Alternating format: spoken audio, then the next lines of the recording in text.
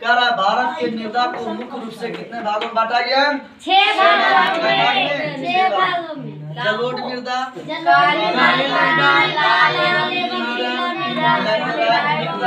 मरुस्थलीय मृदा, पर्वतीय मृदा, पर्वतीय मृदा। सबसे अधिक उपजाऊ मृदा कौन है? जलोढ़ मृदा।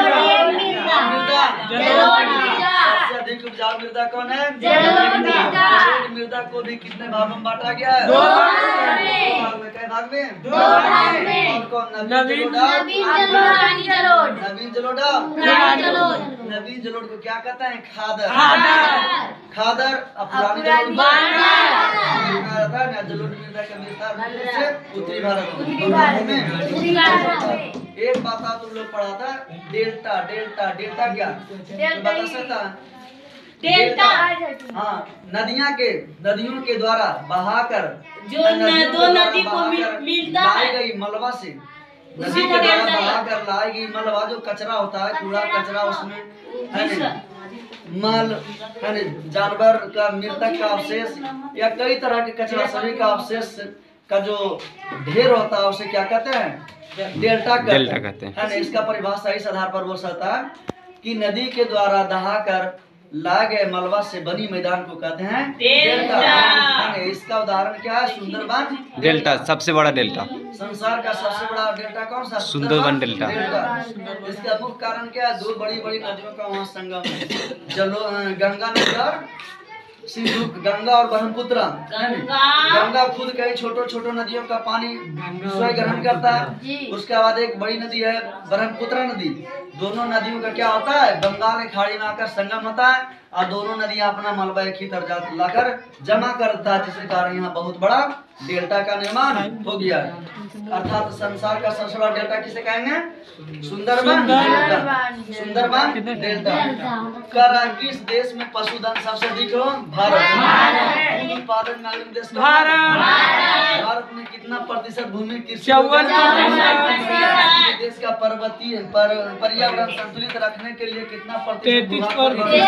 33%। क्या परसेंट? 33%। भारत में जलोढ़ मृदा का विस्तार 6.4 करोड़ हेक्टेयर। भारत में काली मृदा का कितना विस्तार हो? 6.4 करोड़ हेक्टेयर। अब भारत में लाल मृदा का विस्तार कितना है? 7.4 हेक्टेयर। पंजाब में अधिक सिंचाई के कारण वहाँ का भूमि क्या होता है? निम्नीकरण हो गया है। उसका उपजाऊ क्षमता जो धीरे धीरे कमता जा रहा है। कह रहा पंजाब में भूमि निम्नीकरण का मुख्य कारण क्या है? अधिक सिंचाई। सोपानी कृषि किस राज्य में प्रचलित है? उत्तराखंड में। सोपानी कृषि किस राज्य में प्रचलित है? उत्तराखंड। कहाँ प्रचलित है? उत्तराखंड। सोपानी कृषि किस राज्य में प्रचलित है? उत्तराखंड। मरुस्थलीय मृदा का विस्तार किस राज्य में? राजस्थान। कौन स्थान में? राजस्थान में मरुस्थलीय मृदा का सबसे अधिक विस्तार है। मुख्य रूप से राजस्थान में मरुस्थलीय मृदा पाया जाता है, क्योंकि राजस्थान में क्या है? बालू प्रधान क्षेत्र है। बालू अधिक मात्रा में पाया जाता है। मेढक का प्रजनन को नष्ट करने वाला रसायन कौन है? एंड्रीन। एंड्रीन एक ऐसा रसायन है जिसको छिड़कने से मेढक के प्रजनन पर उसका दुष्प्रभाव पड़ता है, नष्ट हो जाता है। मेढक के प्रजनन को नष्ट करने वाला रसायन कौन है? एंड्रीन रसायन। कौन रसायन? एंड्रीन रसायन। काली मृदा का दूसरा नाम क्या हो? रेगुर मृदा। कौन सा मृदा? रेगुर मृदा में कौन सा फसल बहुत अच्छी होती है? कपास। कौन सा फसल? कपास। इसीलिए रेगुर मृदा को काली कपासी मृदा भी कहते हैं। काली मृदा को, रेगुर मृदा को, काली कपासी मृदा को एक ही बात है ना। उत्तर बिहार में बालू प्रधान जलोढ़ को क्या कहा जाता है? कौन भूमि कहा जाता है? दियारा भूमि कहा रहा है। उत्तर बिहार में बालू प्रधान जलोढ़ को क्या कहा जाता है?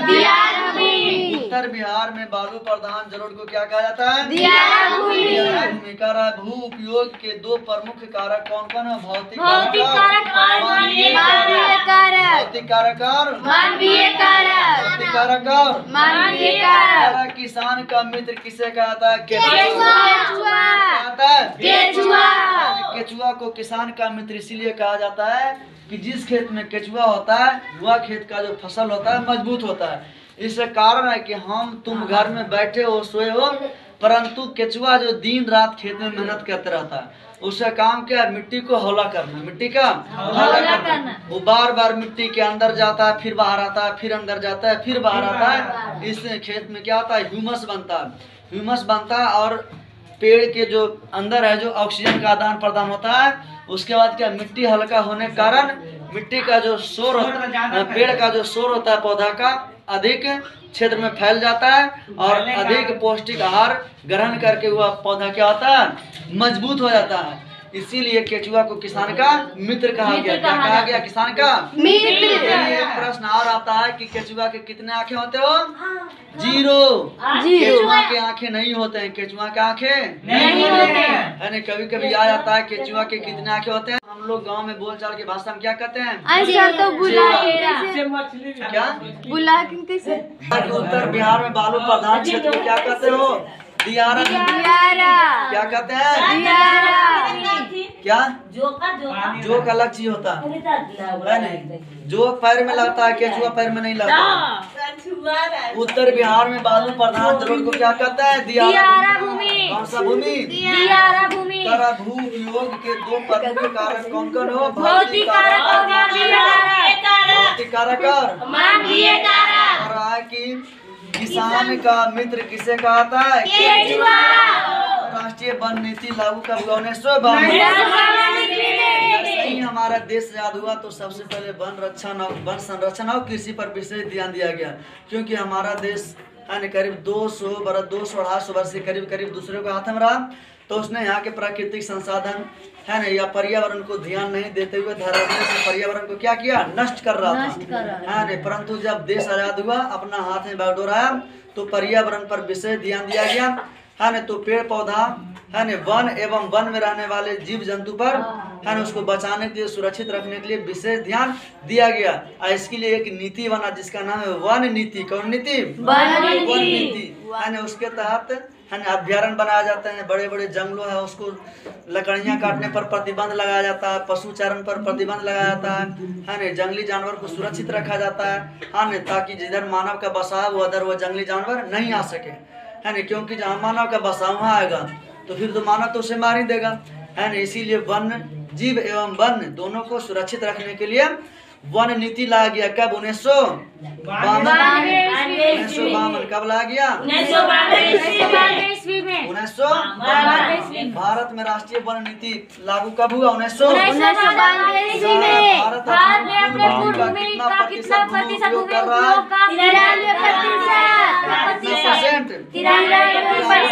93%। बाकी भूमि किसके पास है? पाकिस्तान और चीन के पास। अभी भी हमारा 7% भूमि क्या पाकिस्तान और चीन कब्जा कर लिया। कर परसेंट हल्किन सर। और इसको भी मृदा संरक्षण का सबसे बड़ी उपाय क्या हो? वृक्षारोपण या मृदा अपर्दन। मृदा अपर्दन क्या? मृदा अपर्दन होने का कई कारण है। तेज जल के बहाव के कारण, तेज हवा के कारण, हिमानी के कारण, है ना, कई कारण है। लेकिन मुख्य रूप से मृदा का अपर्दन होता है जल का तेज बहाव के कारण, है ना।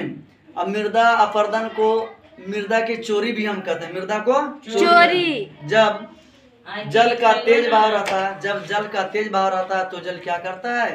मृदा को काट कर एक स्थान से दूसरे स्थान तक लेकर चला जाता है, जिसके कारण वहाँ की भूमि बंजर हो जाता है, उपजाऊहीन हो जाता है। क्योंकि मृदा का जो ऊपरी परत है, एसी के पास ताकत है, ऐसा क्षमता है जो कि है ना फसल को अच्छी उपज प्रदान कर सकता है।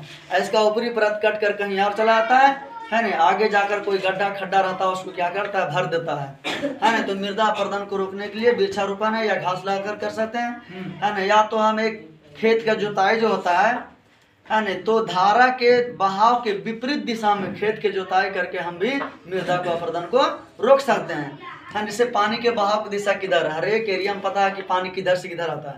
तो पानी के धारा के विपरीत दिशा में यदि हम खेत के जुताई करेंगे तो मृदा का अपर्दन कम होगा, अब कह रहा है मृदा संरक्षण का सबसे बड़ी उपाय है वृक्षारोपण। वृक्षारोपण। लैटेराइट शब्द की उत्पत्ति किस भाषा से हुआ? ग्रीक भाषा। कौन सा भाषा से? ग्रीक भाषा। कौन सा भाषा से? बोलो सर ग्रीक भाषा।